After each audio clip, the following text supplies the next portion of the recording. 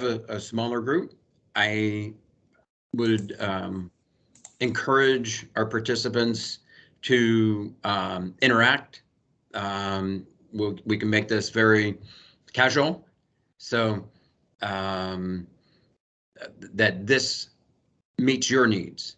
So, but just to kind of add to what Shrish mentioned in the introduction, Darden Business Publishing has actually been working with workMETHODS for about 8 years, and they have been responsible for managing our content and building our storefront and our platform for editing cases. And about 4 years ago, Shrish and I talked about the possibility of workMETHODS representing us in India, because India is our second largest country in terms of sales. The United States is the largest, and India is our second largest in terms of volume. So I was extremely pleased and proud to work with workMETHODS to offer our content to you. So the first item, I guess we should cover our agenda so that you know where we're going. I'm going to give you an overview of giving voice to values first. So are either of you familiar with giving voice to values in the curriculum? In any way, have you worked with it before, or are you familiar with Mary Gentile's research? Yes? No? Okay. I will then talk about the purpose of giving voice to values. We'll do kind of I'll allow Mary, through the miracle of technology, to explain the principles of giving voice to values, which she calls the 7 pillars. We'll give you an example of one of the pillars, choice, and then I'll talk to you about the resources that are available if you're interested in using giving voice to values in your classroom. So with that, let's talk a little bit about the overview. So giving voice to values, first I want to emphasize, this is not a framework for teaching ethics. Instead, it's really a curriculum for activating your ethics, okay? It was developed by Mary Gentile, who's now at Darden, but she developed this while she was at the Harvard Business School. She then went and spent time at Babson and then Yale, and about 6 years ago, she came to Darden, and we now host all of the the giving voice to values, if we call it GVV material. And it's been successfully used at thousands of schools, corporations, nonprofit organizations. And the purpose of giving voice to values is, again, not to persuade people to act ethically, but rather to give people confidence to act on their values. Most people know the difference between right and wrong. Most people know in a situation when they're been asked to do something that is against their values, they're uncomfortable, they have a feeling that something's not right, but something prevents them from acting on their values and saying to the person who's asking them to do something that they're not comfortable with, that this doesn't seem right. And what giving voice to values does is it provides a framework for giving people confidence to act on their values. So at the core of this is a framework which Mary calls the 7 pillars to guide you through the process of giving you confidence. So it would be useful now, Shrisha, if we can hear Mary describe these 7 pillars in her own words. So welcome back. Now I'd like to spend a little bit of time introducing you to the 7 pillars of giving voice to values. These are the foundational ideas that the whole approach is based upon. These pillars are basically insights or observations that we've gathered from talking to and observing a lot of people who have found ways to act on their values, and also times when they failed to act on their values successfully. And what they capture are the ways of thinking that seem to make it easier for people to act effectively on their values, that seem to enable them. So what I'm going to do now is I'm going to go quickly through the whole 7 set of pillars and introduce you to them. But then throughout the course of this class, we'll have a chance to look at each pillar in a little more depth. But let me give you the overview right now. You'll notice that each of the pillars attempts to answer one of the questions that are very important questions to make you feel more confident and more competent at acting on your values. So let's look at the first pillar. The first pillar is, of course, values. And with this pillar, we're trying to answer the question, what really are values? What aren't values? Is there any common ground for people to talk to each other across what may seem to be different value sets? The second pillar is purpose. This is where we look at the question, what am I really working for? What is important to me? Why and how is my work meaningful? And how can that affect my ability to voice and act on my values? The third pillar is choice. This is at the heart of giving voice to values. It's really asking the question, do we have one? Do we believe we have one? Do we feel that we have a choice? And how can we make it possible for us to feel that we have a choice? The fourth pillar, we call it normalization. But really what it's doing is it's answering the question, is business ethics, our values conflicts, the exception in our work lives or in our everyday lives? Or are they just a normal part of everyday living? The fifth pillar is self-knowledge and alignment. This is my favorite one. This is where we ask and answer the question, am I the kind of person who can do this, who can effectively voice and act on my values? And if I fear I'm not, are there ways that I can help myself feel more confident and understand that I can do this? And what are the ways that we can do that? The sixth pillar is voice. And what we're asking there is, how can I find my own voice? Are there some strategies, some tactics I can use to find that voice, to get more comfortable with that voice, to rehearse that voice, so that it comes more naturally? And then the final or seventh pillar is called reasons and rationalizations. And this is where we identify the typical kinds of objections, the pushback that you might encounter, or maybe that you have encountered, when you've tried to voice and act on your values. And then to talk about, given that these reasons and rationalizations are fairly predictable, are there ways that we can practice responses to them and get more comfortable with that? And we'll have the opportunity to do just that. Now, you may have recognized these 7 pillars. They were categories in the GVV survey that you took previously. And so you've already answered a set of questions about each of these pillars, surfacing your coming in assumptions, your starting assumptions about how you define these terms and how you think about yourself.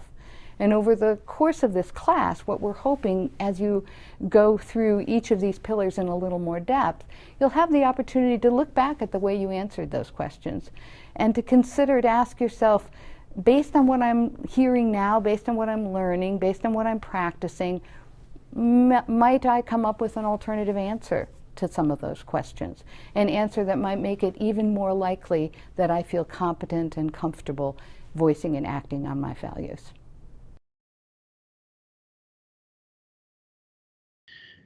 So I think based on Mary's description of this framework, probably the first pillar, values, is the closest this curriculum gets to talking about ethics. And Mary referred to a survey, and part of the GVV curriculum includes exercises and surveys that ask the participants, the students, or if it's executives or executive education, for them to identify where their values lie. And she gives the example in the content. Are you kind of a relativist? Are you an absolutist? And she talks about points in between.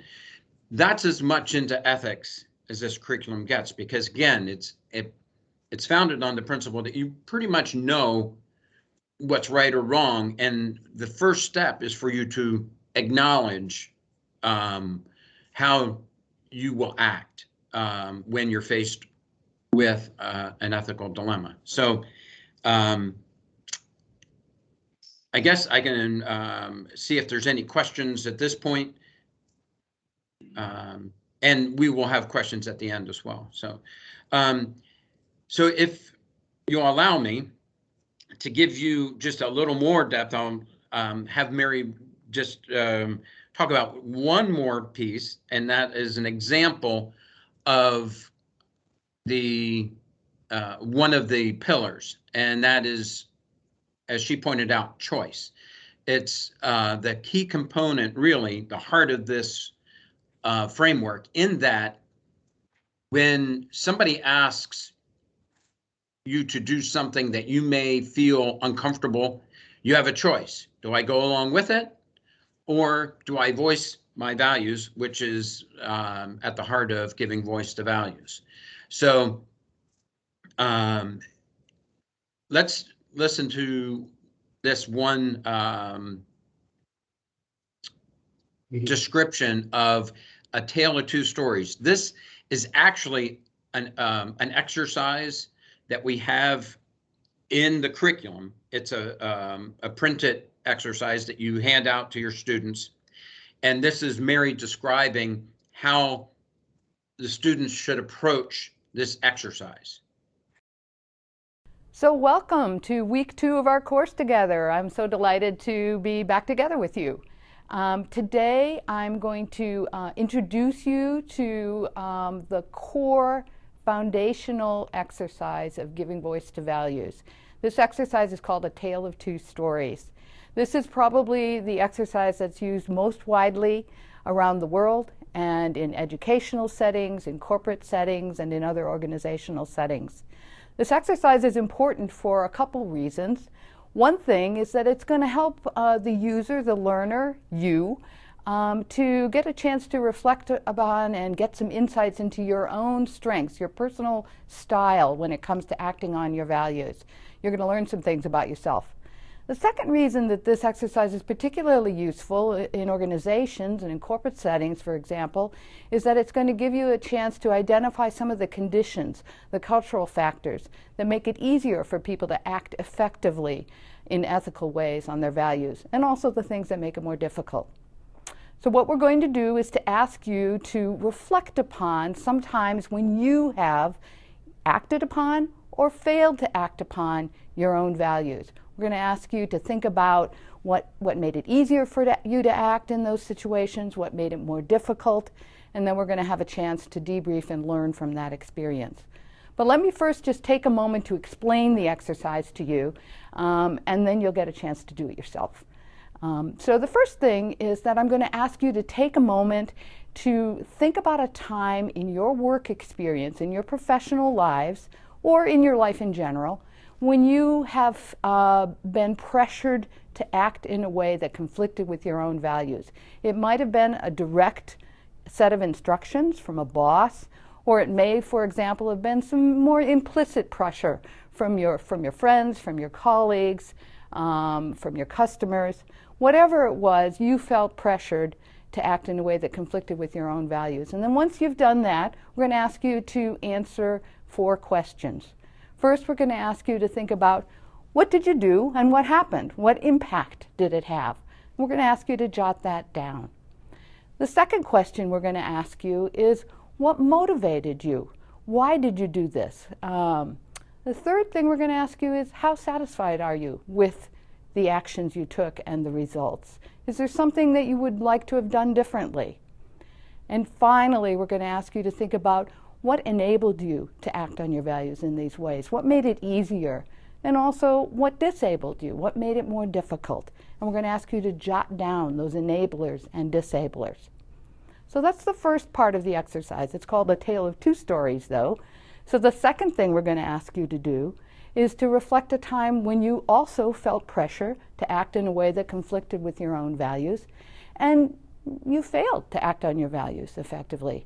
And we're going to ask you to basically do the same thing, to jot down what happened and what impact did it have, to think about what motivated you to act in the way you did or you didn't, to ask you again, how satisfied are you with the outcomes? Is there something that you wish you had done differently, something else you wish you had said? And then finally, again, to identify what were the enablers, the things that made it easier for you to act on your values, and what were the disablers, the things that made it more difficult. All right? So once you have done this, we'll come back and we'll do some interesting debrief of it and talk about what we can learn from it. But right now, what I'd like to ask you to do is to go to your required course materials for week 2 and to find the Tale of Two Stories and to take a few minutes to respond to this exercise. Take your time. It's actually more challenging and more thought-provoking than it may seem on the surface, but the more time you take with it, the more you're going to get out of it. Looking forward to it.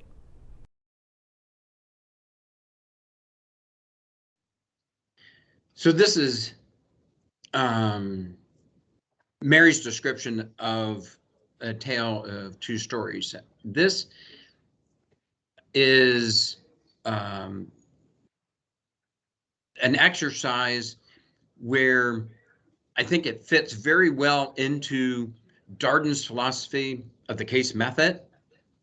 You'll find that within this curriculum, there are a number of resources that Mary provides in this curriculum that will help you deliver giving voice to values. So Tricia, if we could look at the resources. These are available on our storefront, and the URL is there.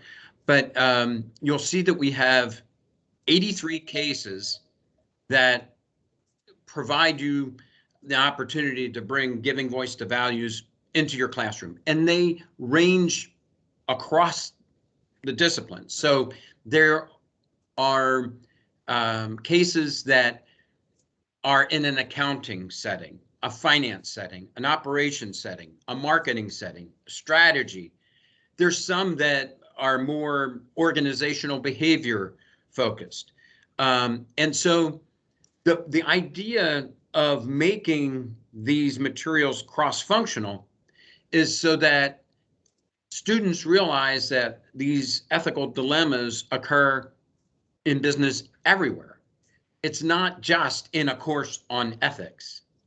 Okay, back when I went to school, they took, ethics was in one specific course. And I think now schools are far more enlightened and they integrate the discussion of ethical behavior in all the courses, quantitative methods, what are the ethics of artificial intelligence and gathering information on customers, those kinds of things. And so what this table shows you is that we have 124 resources available for students.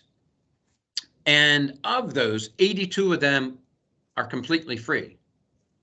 So it provides an easy way to introduce this idea. I would invite you to maybe look at some of the free materials and give them a try. There's also some materials that are for a small fee. And of the videos, there are 32 videos in all.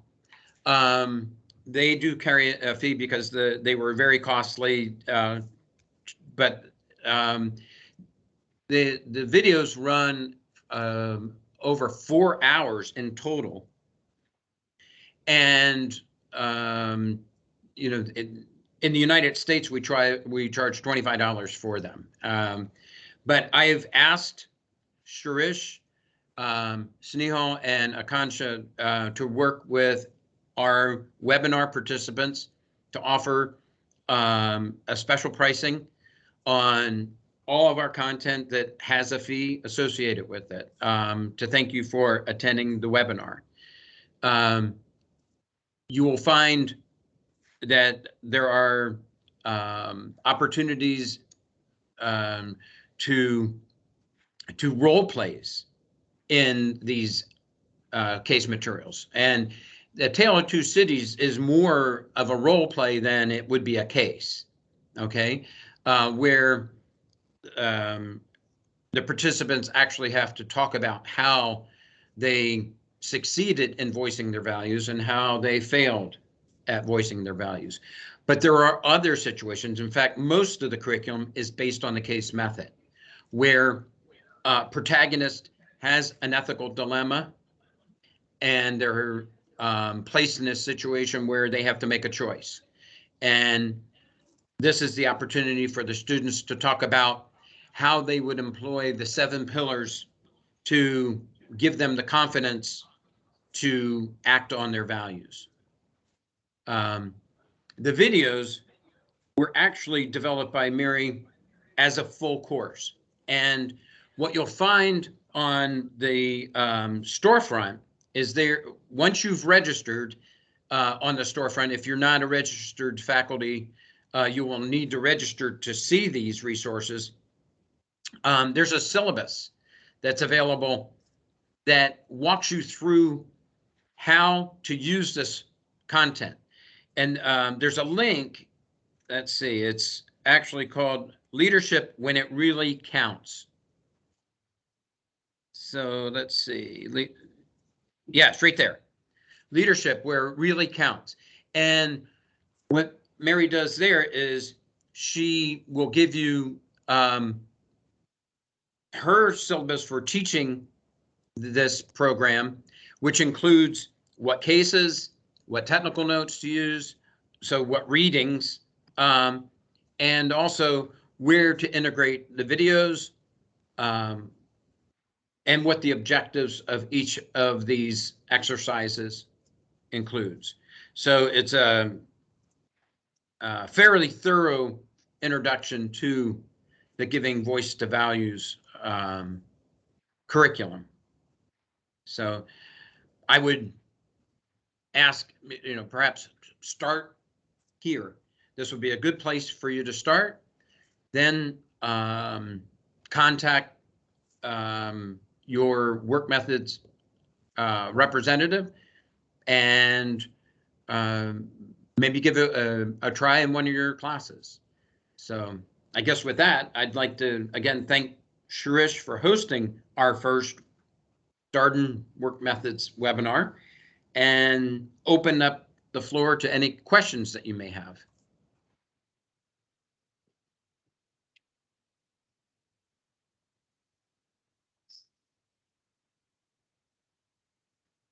Steve, while others are thinking about the question, I definitely want to thank you for this one. Every time that I attend this GVV seminar and I read about it, every time I learn something new with this one. So this one was also very, very informative for us. But from a question perspective, you know, when I look at the number of resources that are available, like 83 of the, you know, cases and videos and, you know, so on and so forth, I'm kind of, you know, as a new person can be overwhelmed. So you just described, you know, saying that where to get started and all that.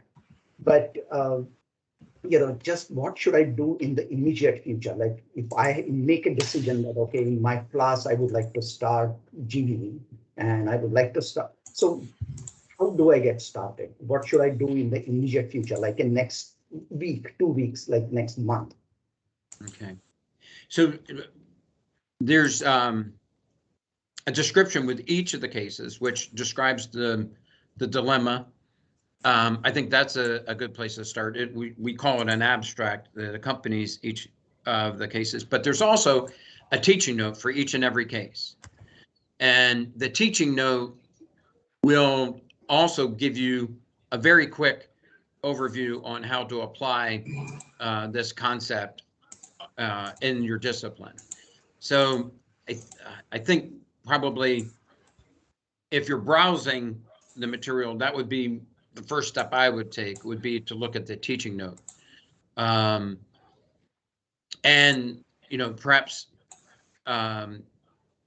if you are asking, you know, could you advise me on a case that I can use in finance? Then, you know, I would say, you know, contact Akansha or Snehal and ask that question. They can work with me, or you can contact me directly. I'm pretty easy to reach as well. Our time might make it a little difficult for us to talk on the phone, but you know, we can email back and forth and make suggestions for a case that you might use in marketing, in finance, to try it.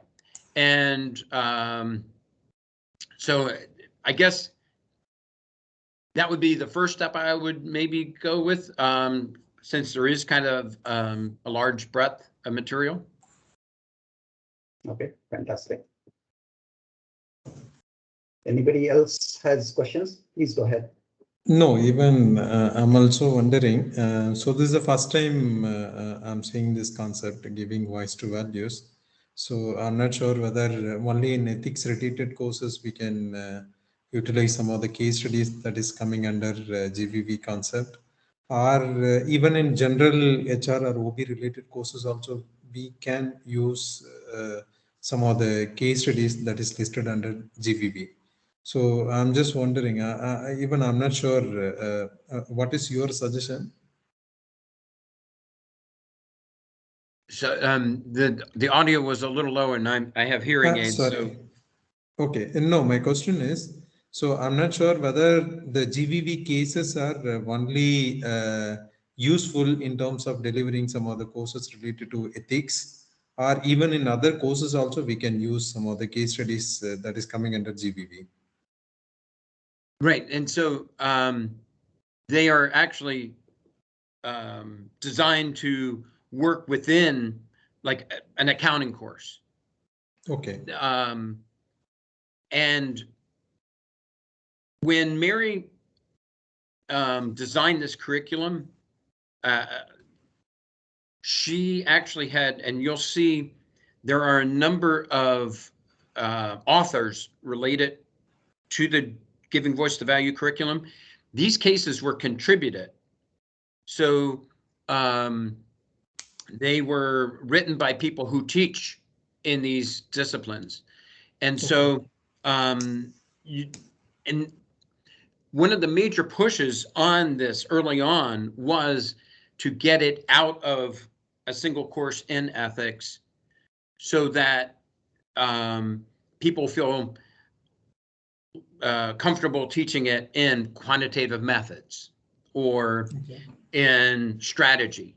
Because, you know, again, when I went to school, when we had strategy, we only talked strategy. And then when we went to our business ethics course, we only talked business ethics.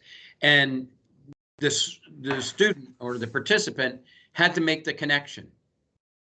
But the idea behind this is to raise the ethical dilemmas within the course so that the students make that connection, and they realize that these situations come up all the time. I came up in the world through business, through marketing, and you know, I look at the curriculum she talks about and how many times I was asked to do things that perhaps exaggerated the benefits of a product. And I got to say, you know, I was not prepared to tell my supervisor you know, why do we have to exaggerate the benefits of our product? That means we'll only get our customer to buy the product once, because once they've learned that we've exaggerated, and so for me, that was the way I voiced my values, is that I didn't say this is wrong. I was more or less saying, we're only going to get one sale. We want to get additional sales. And so, and you'll see in this curriculum cases that talk specifically about this issue, or about bribery, buying your way into a contract to get heard, or pricing issues. And in fact, several of the cases were authored by faculty at Indian schools. So I'm not sure, did I answer your question about applying? I'll also go through the case content. Probably I'll be able to get some more insights. Thank you. And again, if you were to communicate with me on a specific course that you're teaching, I will try to work with Akansha and Snehal to make recommendations for where you can start. And it's highly likely that it would be one of the free materials, since that's, most of the content here is free. So, and then look at the teaching note and see if that's a great way to introduce it into your course. Sure, definitely. Thank you. Thank you so much. You're welcome. Thank you for the question. Yeah. And I'm sorry, my hearing is so bad. Yeah, perfectly fine. That's fine. Yeah. Thank you. All right. Any more questions? Sir, we need more such kind of infiltrations of these case studies into the institutions, because primarily if you see in India, good institutions, they're less in number, but they are more engaged into case study teaching. And if you see, lot of new business schools are also emerging in India. And to have to say about even my university, you will understand that there are 40,000 students in our campus. And in MBA program, we do have approximately 2,500 students in MBA 1 and MBA 2. So we as a institution, we also need some kind of input from Darden, and the institutions which are located in the northern part of India, they are not having actually the knowledge and access of Darden also. I for specifically looking for some cases in finance, so I get to know about Darden, but there is actually no infiltration in the deeper aspects of India. India is bigger market. Let me tell you my own example. I am a certified trainer in structural equational modeling in partial least square, and I was trained from Technische University of Hamburg, and Professor Christian M. Ringel. He actually facilitated me when I came back to India, and I am training his software with the license key obtained from Hamburg. And thanks to this COVID, not a good thing to say, but thanks to COVID, my classes were now online. And everybody in India and in Gulf countries and in Nepal, they are learning from me. Licensed from Professor Ringel, and his citation is more than now 1 lakh. And their software is a super hit software, and it is giving tough competition to another software like Amos, IBM software. It is now not in demand in India because now we are training them in Indian market. So I just has an apprehension that, sir, kindly do organize such need and importance of the courses and the specific cases with those particular chapters also, that here we can pitch it into the cases of Darden, and the B schools can definitely take a, you can say, huge lap for these cases, these 125 cases, because I have personally experienced the quality of the cases and the ease of understanding with your cases in comparison to Harvard and Ivy cases. So this is my humble request, sir. Yes, well, thank you. And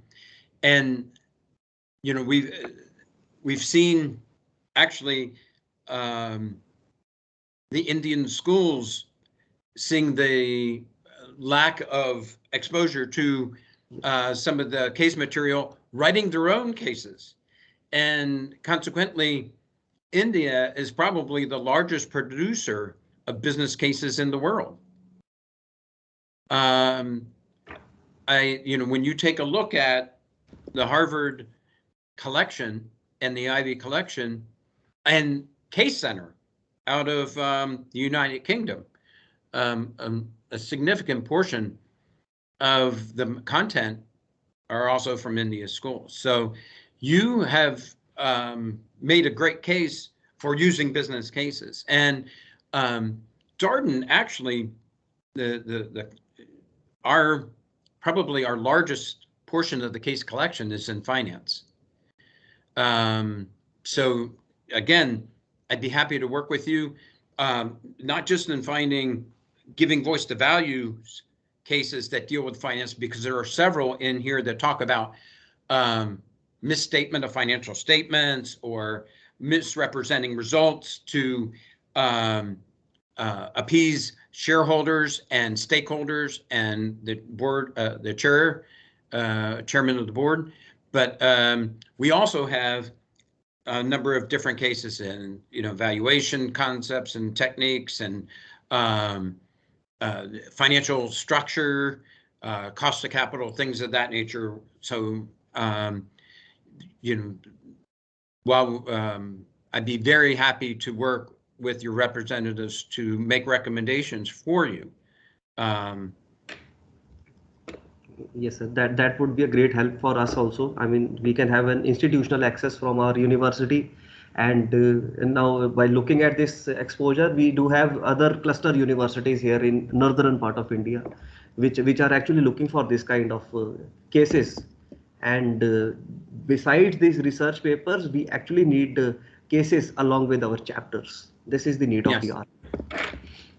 And that's how most people teach it. Yeah, absolutely true. Right.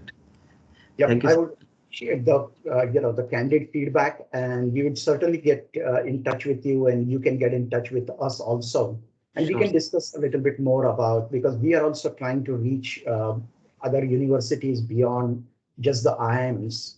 We know that there is a universe of business schools out there in India, and we certainly want to reach and certainly have the Darden cases made it available for everyone. And with our India store, what we have also done is that we are pricing it based on Indian rupees. And then once you sign the contract with us, we definitely provide some significant discounts also on those. So it becomes available for everyone at an affordable rate. And we can definitely work with you with not only your institution, but even beyond your institution. I really appreciate that feedback. Thank you. Okay. Thank you, sir. Thanks. Any more questions?